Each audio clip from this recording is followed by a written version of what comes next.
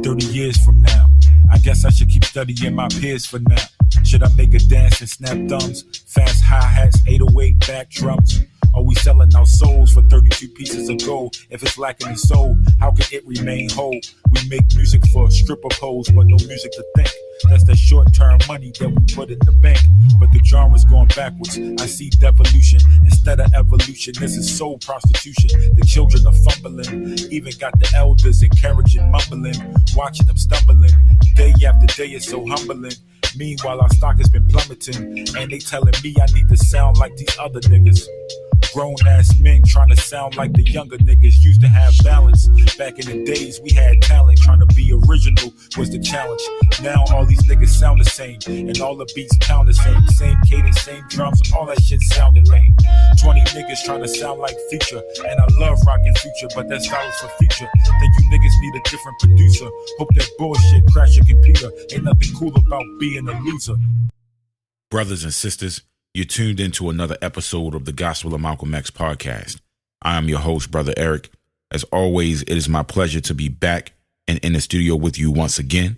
I like to take the time out, as I always do, to send a special shout out to all of the brothers and sisters that show your love and support to the Gospel of Malcolm X podcast.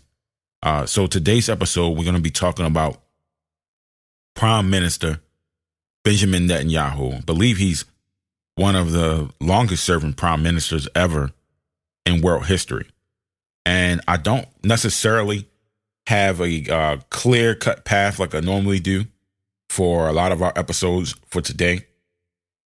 As I was doing my research for this, just a lot of different things came at me in terms of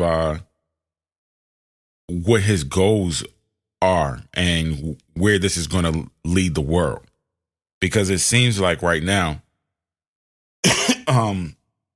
this guy is probably the most powerful man in the world right now. And I'm going to tell you why. Because, of course, everyone sees the blatant war crimes that are being committed in Palestine on the Gaza Strip, not allowing aids in, the bombing of the civilians, telling civilians to move south, bombing them there, not allowing oil in. At one time, even the communications towers were cut. I'm not sure who negotiated to get that back on, but at one point in time, the people on the ground there did not even have the ability to communicate with each other, no internet or cell phone service, etc. Right? These kind of blatant war crimes are just being ignored. And there's no one to stop them. The United States is not going to stop them. Russia is not really looking to stop them at this time, maybe unless Iran gets involved. So we're talking about a guy right now who is he's got a blank check and from the United States, and he's taking it and he's running with it. So a couple of topics that we're going to be talking about. Like I said, I don't have a clear-cut objective like we normally do, but we're going to be talking about his use of biblical text in order to justify the genocide taking place over on the Gaza Strip. The other day, he referred to the Amalek scripture, and we're going to read a little bit about that if I remember to get to it. Also, he consistently talks about a war with Iran and that Iran needs to be stopped. So I strongly believe that this war that's taking place with Hamas is only going to make him more bloodthirsty, and that eventually he will go after Iran, and America is going to be brought into that. So this conflict is already broadening, and I didn't even mention the fact that Yemen yesterday declared war on Israel and sent some rockets their way. So we have a country already, an Arab nation, already firing at Israel. Turkey, one of the most powerful militaries in the Middle East, sent some threats towards Israel's way yesterday. And there's a lot of people in that region that just aren't happy. In this war, because of the brutality of which is being fought, is pissing the whole region off. It's pissing the world off, etc. I don't think that anybody would, I guess, shame them for defending their country. No one would shame the state of Israel for defending their country, not even the other Arab countries. However, this type of brutality of just bombing innocent civilians, killing women, killing men, killing children by the thousands, and some of the targets that they hit is crazy, right? I saw them completely flatten a building in a town yesterday. I forget the name of the town. I think it begins with a J. They completely flattened this building. 50 to 100 plus people dead. And what do they brag about? Oh, we killed one Hamas leader. Like, are you serious? You killed 100 people plus to kill one Hamas leader, and that's justifiable? Children, etc. You think that that's justifiable to say, hey, they're using them as human shields or whatever the case is? It's crazy, right? So let me get moving with today's episode before I run out of time. The first clip I'm going to play is just talking about Benjamin Netanyahu's rise to power. And this is from 4 years ago. And you're going to see some of the ambitions and some of the stuff that was going on even then. And some of the clips that I'm going to play and some of the things I'm going to talk about are not just his ambitions as being stated recently. These are clips from the past. Also, another thing I'm going to cover in today's episode, we talked about the peacemaker, Rabin, who Vlad talked about. Remember, we played the clip from Vlad, and Vlad talked about the Israeli prime minister who worked with the Palestinian Liberation Organization in order to make peace. He gave back some land. He made some concessions. Everything was moving forward in a peaceful manner. And they had shaken hands, and Rabin had held a peace rally. And Rabin was assassinated at this peace rally in Israel. And I told you guys, I had my suspicions about where that might have came from, just kind of hearing the story. So I dug into it a little more. And of course, you guys know I'm going to dig into it even more than that. But it seems like, and we're going to listen to some clips and read some articles too. It seems like Benjamin Netanyahu was the Louis Farrakhan to the Rabin assassination. That basically, if he didn't call for the assassination directly, he encouraged it. He set the atmosphere. And just like Betty Shabazz, we heard the clip where Betty Shabazz said that Farrakhan set the atmosphere for her husband's assassination. Rabin's wife said that Benjamin Netanyahu is the one that set the table and made the atmosphere for her husband's assassination. So I want to see if I can also get into that before I get started as well. Suburb of Philadelphia. He went to high school at the height of the Vietnam War, and he was reportedly one of the few students who supported the war. So this already tells you, and I'll turn this down while this ad is playing. This already tells you that there's something that ain't right about Benjamin Netanyahu, because obviously we know that the Vietnam War was unjust. And this guy was supporting the Vietnam War even back then. He was, during the time where all of the students were rallying and protesting. But he was in the United States and, of course, of supporter of the Vietnam War. So this already kind of tells you, even then, the guy had a taste for war and blood. Ceremony, Netanyahu returned to Israel to serve in the IDF, or Israeli Defense Forces, and he thrived in the military. Netanyahu served as a captain of an elite commando unit called the Sayeret Matkal after being recommended by one of its members. His service ended in 1972, but that certainly wasn't the last time he would fight. He moved back to the United States to study at MIT. That same year, he married his first wife, Miriam Weizmann, who he first met in Israel. But in 1973, war thrust Bibi back to Israel and back into the military. And I think he got married a total of 3 times. he rejoined the same elite unit to fight in the Yom Kippur War. After the war, he returned to the US, but the Israeli military would still have influence over his life. Netanyahu's older brother Yoni also fought as part of the Sayeret Matkal, but his fate would be very different than his brother's. In 1976, during an IDF rescue operation in Uganda, Yoni was killed. This made Netanyahu, who had just started a new job as a consultant in Boston, change course in his career. He started an anti-terrorism institute in his brother's name. But his brother's death wasn't the only event that would rock his personal life. In 1978, he and Miriam had their first child, but their marriage crumbled soon after. Netanyahu returned to Israel after his divorce and worked at a furniture company. And in 1981, he married Flora Cates, but their marriage would also end in divorce in 1984.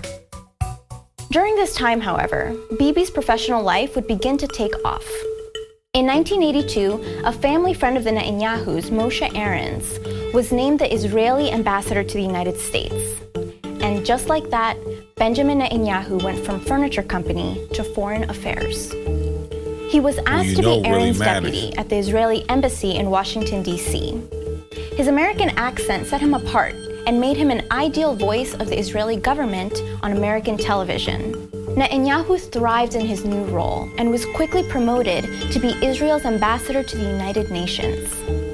In 1988, Netanyahu once again returned to Israel. He ran for a seat in the country's parliament, known as the Knesset, as a member of the right-wing Likud party, and he won. That same year, Netanyahu's old boss, Moshe Ahrens, was named Israel's foreign minister, and once again, he appointed Netanyahu as his deputy. Netanyahu was a natural fit for the position, which oversaw relations between the Israeli government and the US Congress.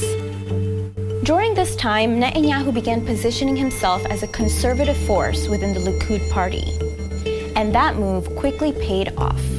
And in 1991, Bibi married his third and current wife, Sarah Ben-Artzi. Then in 1992, the Likud party was defeated in parliamentary elections. A number of Likud leaders resigned, including Netanyahu's longtime mentor, Moshe Ahrens, to clear the way for new leadership. Likud had a whole crop of rising stars, including Netanyahu, who were known as the Likud princes.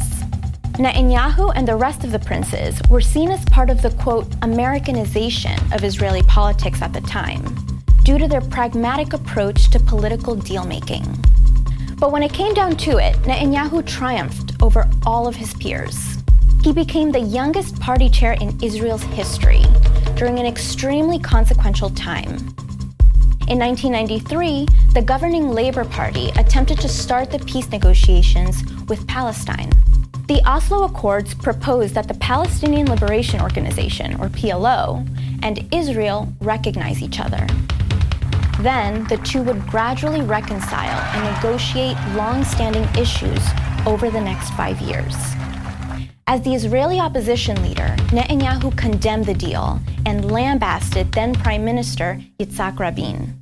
He even wrote an op-ed for the New York Times, claiming that a Palestinian state on Israel's border would increase terrorism within the country. What we're having, in fact, is a general abrogation of responsibility. Instead of taking care of security, there is gross...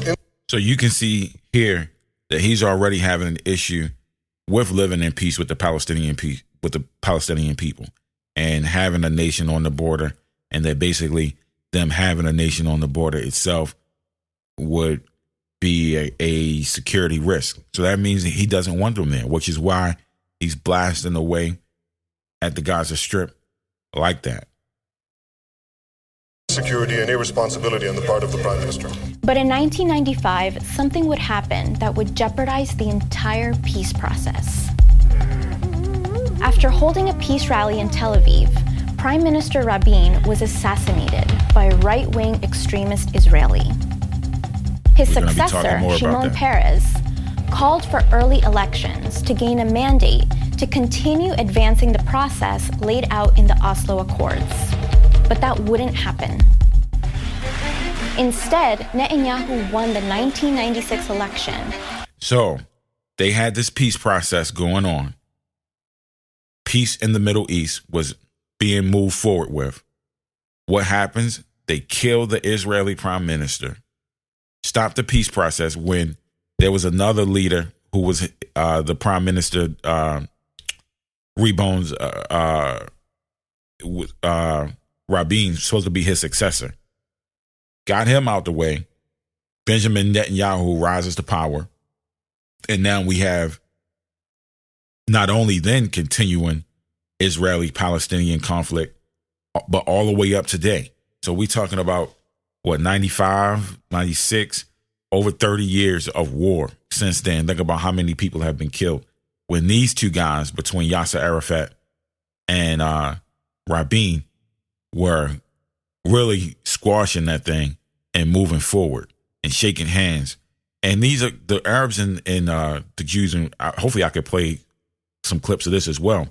I've seen clips of non-Zionist Jews talk about how Arabs and Jews were brothers and they lived together and babysat each other's children. How even their religious ideologies aren't like extremely different. You know what I mean? So they have a lot of the same core principles, a lot of the same history, tell the same stories and oral traditions, etc. There's no reason why these two groups of people can't live in peace unless there's entities at play that want power and not peace. By an incredibly close margin. Benjamin Netanyahu became the youngest prime minister in Israel's history. On the campaign trail, Netanyahu consistently denounced the Oslo Accords and outlined policies that would undermine them, like a proposal to expand Israeli settlements in the West Bank. So, in his first term in office, Netanyahu did in fact undermine the Accords, mainly through his expansion of controversial settlements. But he also made some major concessions for peace as well, like giving some land in the West Bank back to the PLO. These compromises made it more difficult for Netanyahu to hold his party together. In 1999, leaders in Likud began turning on Netanyahu. Even his former mentor, Moshe Aarons, turned his back on Bibi and campaigned against him. While Netanyahu survived the challenges within his party, he ultimately lost the 1999 national election to Labor candidate Ehud Barak by a wide margin. The results seemed to be a referendum on Netanyahu's policies and signaled that Israeli citizens wanted to continue pushing for peace with Palestine. Netanyahu stepped down as chairman of the Likud party after his loss, handing the role over to Ariel Sharon. But most knew this wouldn't be the end of Netanyahu's political career. In fact, when he cast his vote for party leader after his resignation, a crowd reportedly greeted him with the foreshadowing chant, "He'll be back." For your love. Ads, guys, just a second.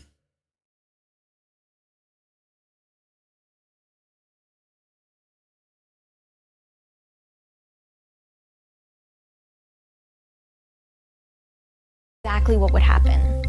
In 2002, after Sharon became prime minister, he tapped Netanyahu to join his cabinet in a move meant to bring Likud's hard right into his coalition. Over the next few years, Netanyahu remained in Sharon's cabinet, patiently waiting for his time to lead the country once more. Then, in 2005, Netanyahu leapt at an opportunity. He resigned in protest over Prime Minister Sharon's decision to withdraw Israeli forces from the Gaza Strip. I cannot be a partner to a move that I think compromises the security of Israel, tears the people apart, and enshrines the principle of withdrawal to the indefensible 67 lines. And I think in the future we'll also risk the unity of Jerusalem.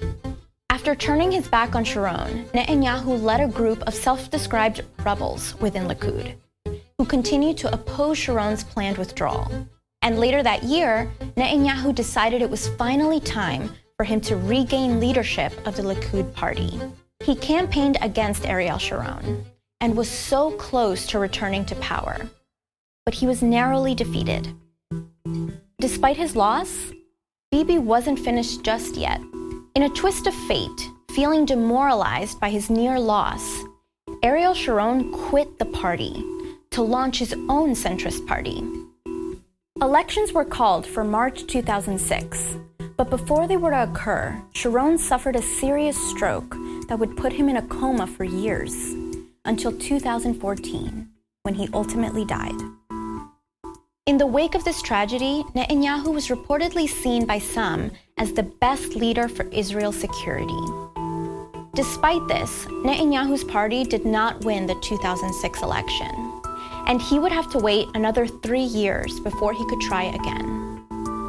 Likud narrowly lost the next election in 2009, but when a number of smaller parties formed a majority coalition with Likud, Netanyahu was able to once again become prime minister, despite losing that election, since he was chosen to lead the newly formed coalition. And just like that, Netanyahu was back in power after a decade on the sidelines. And with more support from moderates in Israel, Netanyahu began governing without compromise. He refused to freeze the building of new settlements in the West Bank, which are illegal under international law. This move... So, once again, telling you the man's power is off the chart. He's still building them settlements in the West Bank. We're not even talking about the war crimes. He's talking about just expanding Israel's territory into Palestinian territory, just like fuck it. This guy is a no-nonsense type of guy, straight gangster. When you listen to him talk, and I listen to him talk for a couple hours, at least an hour now, and I'm going to be doing more studies on him, so hopefully we'll get to hear more of him talk. When you listen to him talk, you instantly like him. He has a voice that's likable. You feel like you're just talking to like an elder statesman. The guy was a military man, just a straight, no nonsense, no bullshit, kill 'em all type of personality, which is polarizing. Sometimes you appreciate it, and then sometimes you're like, you just killed 10,000 people and you don't give a fuck about it to try to push your own ambitions and to get more land and to get more power, etc. And this is why this Iran situation is very dangerous, because we have a leader who is a quote unquote fearless leader, well-spoken, charismatic leader, likable, even by somebody like me. I'm sure that he's loved in Israel and loved by a lot of people around the world. And that's what makes it even more dangerous, is that people don't remember how charismatic Hitler was. Hitler was not like this disliked person. He was a charismatic figure. Benjamin Netanyahu has charisma on that level or higher. Led to the collapse of peace talks with Palestine in 2011. But at home, Israel's booming economy and relatively calm security situation boosted Netanyahu's popularity throughout his time in office between 2013 and 2015. But in 2016, that would change. Netanyahu and Likud's support started to crumble. That collapse began after a bombshell investigation was announced, an investigation into none other than Benjamin Netanyahu. This investigation led to 3 separate corruption cases against Netanyahu. So very much similar to Trump, where we have these corruption and fraud cases, etc. And Trump is also a no bullshit type of personality, will blow your ass up. We saw he killed that Iranian leader with a strike. He didn't fuck around and kill a bunch of innocent civilians though. But you see he narrowed down and took out that leader from Iran who he felt like was needed to be taken out or perpetrating terrorism, etc. These are no bullshit type guys. And that's why Benjamin Netanyahu and Trump, they get along quite well. In February 2019, Israel's Attorney General announced his intention to indict Netanyahu on bribery and fraud charges. But despite all this adversity, Netanyahu still managed to win the 2019 election. Now that Netanyahu has defeated this moderate coalition, will his aggressive brand of politics that shaped Israel for 30 years go into overdrive? Only time will tell. It seems like it's already going into overdrive, Israel's right? last This was election 4 years ago. the most competitive one in over a decade. How do you think its results will impact Israeli... And this might be a foreshadow to Trump's election, because I could very easily see former President Trump being reelected and rising to power again, despite the fraud charges and everything, just like Netanyahu did. So we have there a historical precedent 4 years ago, 5 years ago, for what we might see in the United States upcoming election, where you have a charismatic leader, no bullshit leader that's loved by people in this country, etc. I know a lot of you probably don't love Trump, but he's able to establish a fan base based off of his personality. Very similar to Benjamin Netanyahu. No bullshit type guy. So let me get into this article. This article is from the Times of India. It's called Netanyahu Cites Amalek Theory to Justify the Gaza Killings. So it's going to break down what the Amalek Theory is. This is something that comes from the Bible. I really wanted to do a whole show on this and do like a whole religious breakdown, because I just couldn't believe he went there with using religious scriptures for this. So that right there is, like he's bringing religion into it, because we know that Israel is a Jewish state. It's generally brought forth as a secular state, but we know that the people there obviously believe in the Torah and believe in the scriptures. So if you quote something like this and say, remember this type of story, you basically are inciting them towards genocide. So this was a wild statement, and none of the mainstream popular media criticized him for it or even really talked about it. They just really didn't cover it, right? They just kind of went on about their day. But that's the media. That's the type of media we get here in the United States, and that's why we have to rely on other media.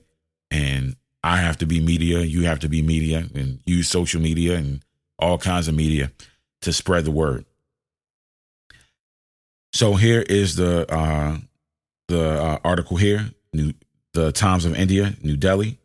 The Israeli Prime Minister Benjamin Netanyahu justified the killing of Gaza residents during the Israel-Hamas conflict by referencing the Amalek theory, which is based on a nation mentioned in the Hebrew Bible.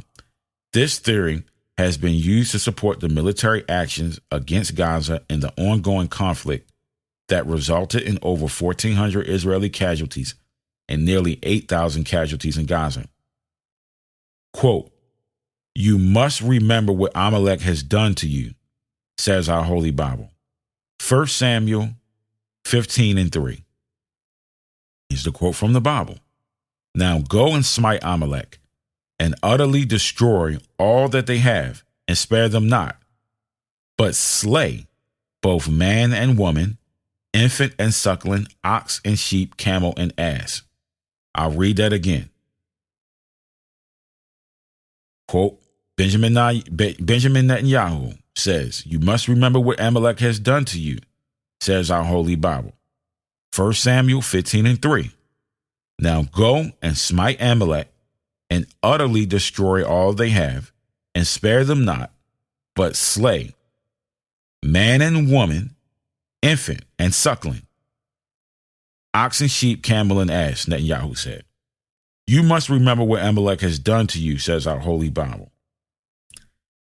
So, former UN Ambassador Nikki Haley also said, "We saw God's goodness in the outpouring of support that descended on Israel from around the world.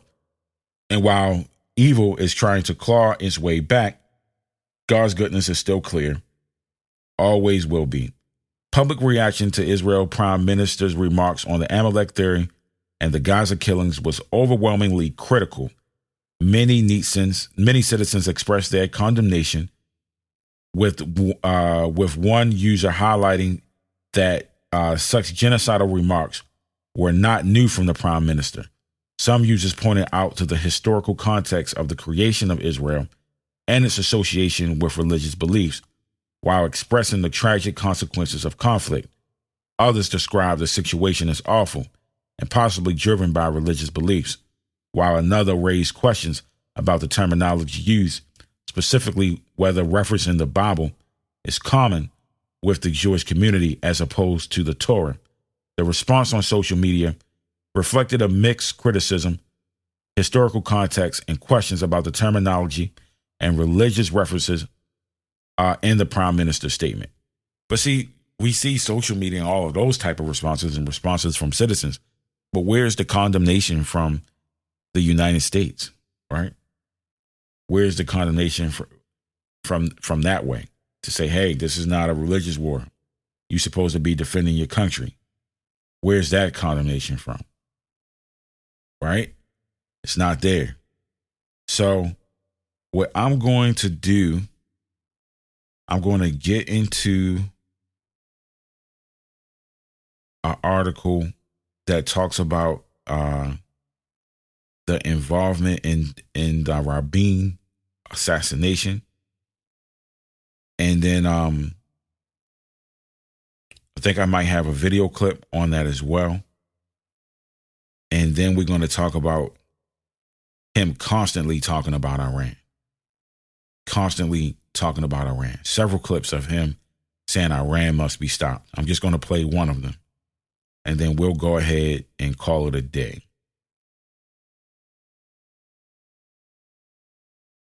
All right.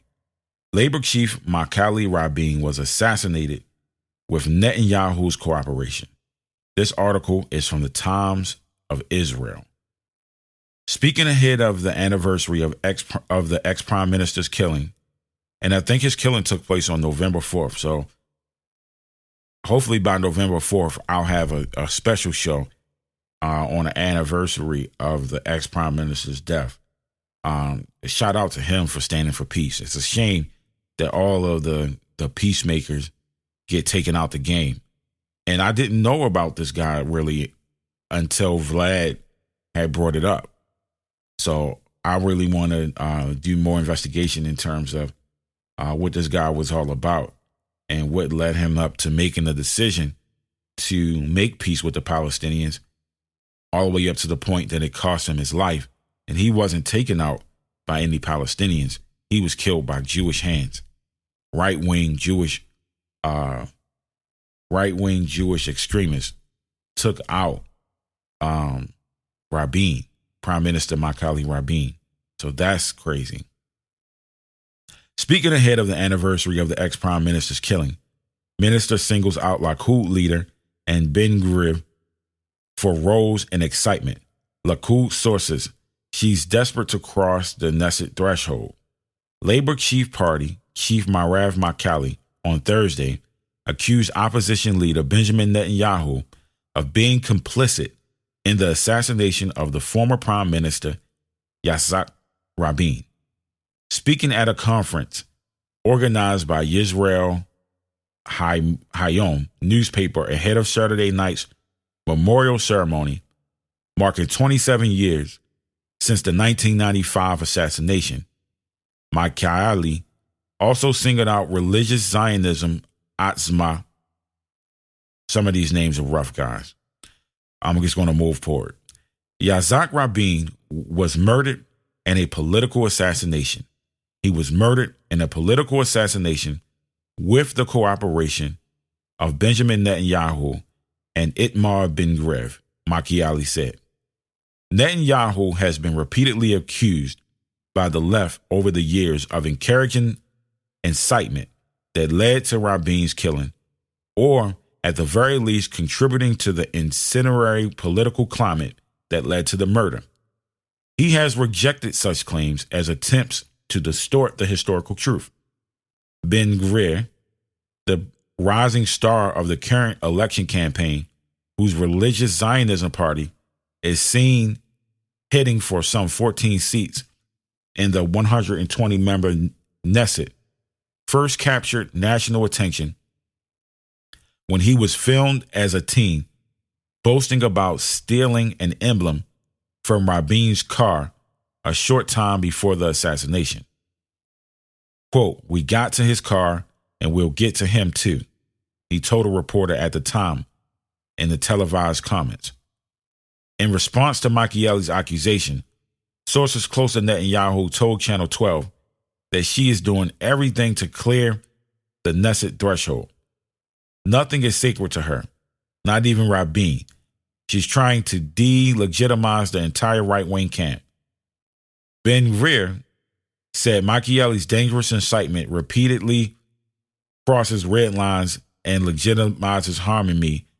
It's not for nothing that the level of threats against me has risen recently, and the Knesset Guard has to increase the security for me. Rabin was murdered on November 4th, 1995, by Yigal Amir, an extremist Jew who was opposed to the Oslo Accords. So the Oslo Accords are basically the agreements that they had going on with Rabin and the PLO, Yasser Arafat and all that. And basically, things were moving forward to a peaceful way. He was opposed to the Oslo Accords and the handing over of controls of parts of the West Bank to Palestinians as a part of a landmark peace agreement. In the weeks before the assassination, Netanyahu, then head of the opposition, and other senior Likud members attended a right-wing political rally in Jerusalem where protesters branded Rabin a traitor, a murderer, and a Nazi for signing a peace agreement with the Palestinians earlier that year. So this peace agreement was inked. It was inked and ready to go. He also marched in Ra'anah protests as demonstrators behind him carried a mock coffin. Netanyahu has this is crazy. They had a mock coffin with this. This is very similar to what was going on with Malcolm X. So months before Malcolm's assassination, they had a depiction of Malcolm X in the Muhammad Speaks newspaper with his head cut off and rolling down the street. So this is very similar type of incitement that we see here. And it really does seem like Benjamin Netanyahu was Farrakhan in this situation. Yeah, we turning Farrakhan's name into a verb. Killing people without actually killing them. That's called Farrakhan. So anytime you want to say somebody was involved in somebody's assassination without being directly involved in it, he Farrakhaned the situation. Netanyahu has regularly rebuffed the allegations. He ignored inflammatory rhetoric that incited Rabin's murder. Netanyahu has insisted that it was also his obligation to express his opposition to the Oslo records. I asserted my right to express a different position. It was not only my right, but also my duty, Netanyahu said in 2020. I vehemently opposed the calls of traitor directed towards Rabin, but I thought he was wrong and mistaken in the direction he took. It was an error to make peace with the enemy. That's crazy. So he says it was an error to make peace with the enemy. That's crazy. Michaeli, and I'm sure I'm saying these names wrong, also claimed Thursday that Ben-Gvir does not regret his actions in the lead up to the assassination, an accusation the MK denies, and that the National Day of Remembrance for Rabin might be canceled in the future if Netanyahu was reelected. Likud MK Yoav Gallant said in a statement, quote, I condemn Merav Michaeli's irresponsible remarks. I call on her to retract them and to apologize. Shame. Likud MK Shlomo Kari tweeted, not for the first time, that Michaeli's soul is black. Michaeli's Labor Party is organizing the Saturday night memorial ceremony in Jerusalem's Zion Square, though even Rabin's family has announced that they will not be attending this year because they see it as a political event. Michaeli invited other party heads of the anti-Netanyahu bloc to address the rally as well, but it was unclear whether any of them would attend. Set to speak along with Michaeli is former Prime Minister Rabin. So that's where we are with that. You know what I mean? That's where we are with that. So, wow. So I was tempted to play a clip of Rabin's wife saying that maybe I can get that in here. Rabin's wife saying that she felt that Benjamin Netanyahu played a role in her husband's assassination. And I found that interesting, of course, because of the parallel with the Malcolm X situation of Betty Shabazz accusing Louis Farrakhan of playing a role, and rightfully so. That article in the newspaper with the heads chopped off, that was next to Farrakhan's article. And he was talking that murder talk in there. So, yeah, he knew that. And I mean, that's why Farrakhan made the apology that he made to Malcolm X's daughter. We're going to play that on here as well, saying that he was responsible for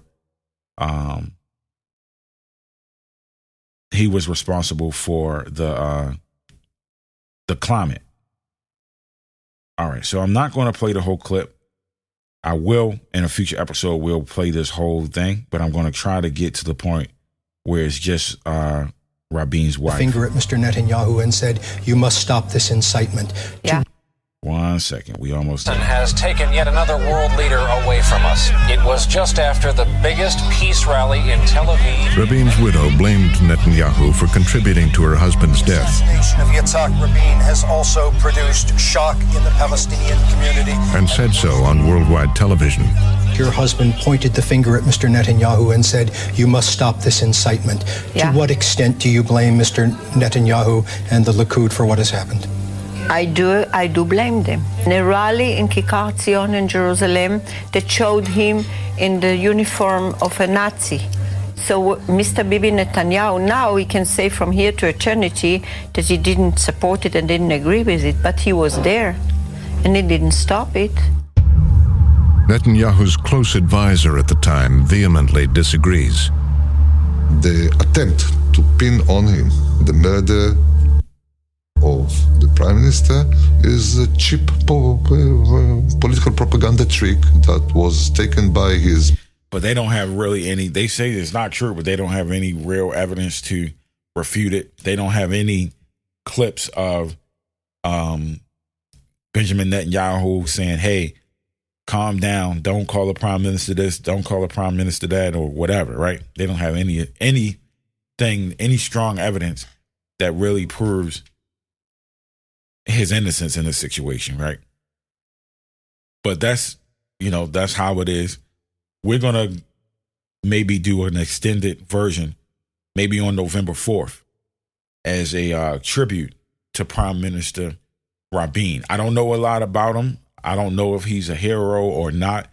But when somebody goes out as a martyr for a cause, that always interests me, because he didn't have to strike a deal with the Palestinians. You know what I mean? He did not have to strike a deal with the Palestinians like that. And he put his own life on the line to do so. And I'm quite sure he understood what the consequences were. I'm sure he saw the mock coffins and people putting him, taking pictures of him in Nazi uniforms, and all of the protests and all of the right-wing extremism. I'm sure he knew what that meant, and that the assassination didn't just take place in a vacuum. I think that he knew that he was putting his life at risk, but did so in order for there to be peace in the region and to move these two nations forward, and so that there wouldn't be fighting. Yet he was taken out the game, and the fighting continued, and still continues to this day, with 8,000 Palestinians murdered, mostly women and children. 14, I don't know about the 1,400. We're going to say somewhere between 9 and 1,400 Israelis taken out the game. And it's just unfortunate. So I will go ahead and leave it there, brothers and sisters. I appreciate you listening to the Gospel of Malcolm X podcast. I appreciate your support. Continue to send me messages and emails, words of encouragement. I appreciate it. Let me know that you like the content. If you have any show ideas, I appreciate those too. So that's going to be it for today.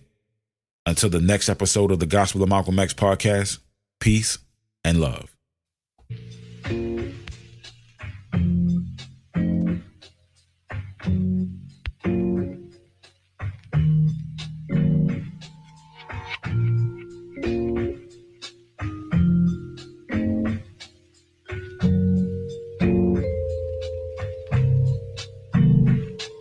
Where will hip-hop be 30 years from now? I guess I should keep studying my peers for now. Should I make a dance and snap thumbs? Fast hi-hats, 808 back drums? Are we selling our souls for 32 pieces of gold? If it's lacking in soul, how can it remain whole? We make music for stripper poles, but no music to think. That's that short-term money that we put in the bank. But the genre's going backwards. I see devolution instead of evolution. This is soul prostitution. The children are fumbling. Even got the elders encouraging, mumbling, watching them stumbling. Day after day, it's so humbling. Meanwhile, our stock has been plummeting. And they telling me I need to sound like these other niggas. Grown-ass men trying to sound like the younger niggas. Used to have balance. Back in the days, we had talent. Trying to be original was the challenge. Now all these niggas sound the same. And all the beats pound the same. Same cadence, same drums. All that shit sounded lame. 20 niggas trying to sound like Future. And I love rocking Future, but that style is for future. Think you niggas need a different producer. Hope that bullshit crash your computer. Ain't nothing cool about being a loser.